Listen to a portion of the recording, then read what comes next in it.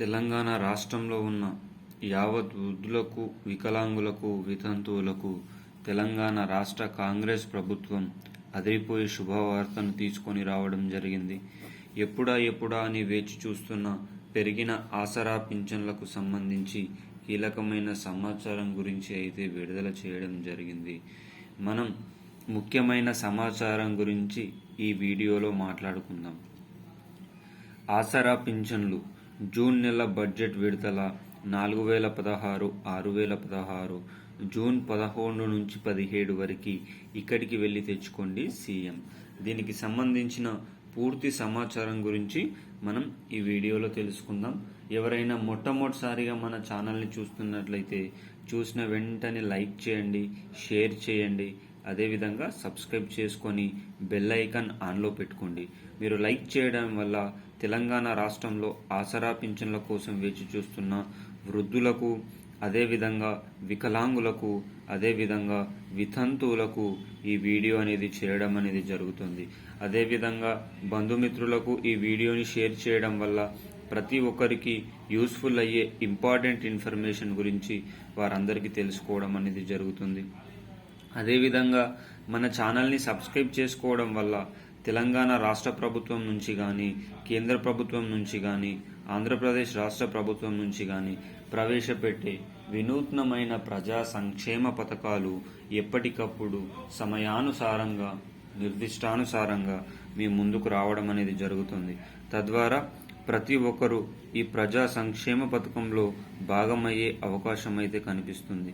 కావున ప్రతి ఒక్కరూ లైక్ చేయండి, కామెంట్ చేయండి, సబ్స్క్రైబ్ చేయండి, ఇక బెల్ ఐకాన్ ఆన్లో పెట్టుకోండి. ఇక ఆలస్యం చేయకుండా వీడియో వివరాల్లోకి అయితే వెళ్ళిపోదాం.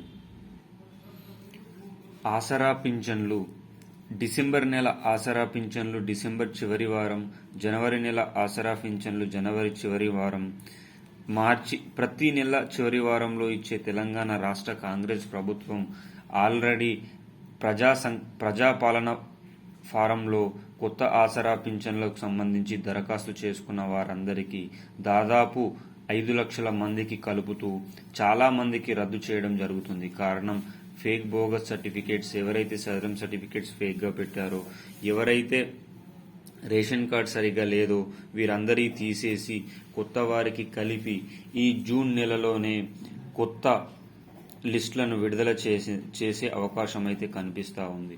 ఈ జూన్ నెలకు సంబంధించిన బడ్జెట్ 2 నుంచి 3 రోజుల్లో విడుదలయ్యే అవకాశం ఎక్కువ మోతాదులోనే కనిపిస్తుంది. దీని ద్వారా జూన్ నెల బడ్జెట్ల పంపిణీ కార్యక్రమం విడుదల కాగానే ఆసరా పింఛన్ల పంపిణీ కార్యక్రమం ఉండబోతుంది.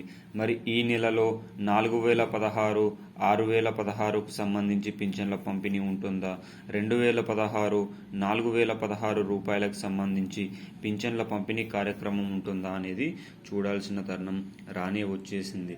మరి ఈ నెల ఆసరా పింఛన్ల పంపిణీ మాత్రం జూన్ 11 నుంచి 17 వరకు పోస్ట్ ఆఫీస్లోనే జమ చేయడం అనేది జరుగుతుంది. కావున ఇది కూడా జిల్లాలకు అనుగుణంగా, జిల్లాల వారీగా పంపిణీ కార్యక్రమం ఉండబోతుంది. దేశంలో, రాష్ట్రంలో ఉన్నటువంటి అన్ని జిల్లాల్లో ఒకేసారి పంపిణీ కార్యక్రమం ఉండదు.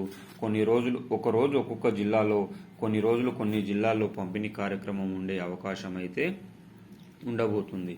అదేవిధంగా రైతు భరోసా, రైతన్నలకు యావత్ తెలంగాణ రైతన్న ప్రజానికానికి ఎకరానికి 7,500 రూపాయల చొప్పున పంపిణీ చేసే రైతు భరోసా కార్యక్రమం కూడా అతి త్వరలోనే ప్రారంభిస్తామని వ్యవసాయ శాఖ మంత్రి తుమ్మల నాగేశ్వరరావు గారు పేర్కొనడం అయితే జరిగింది.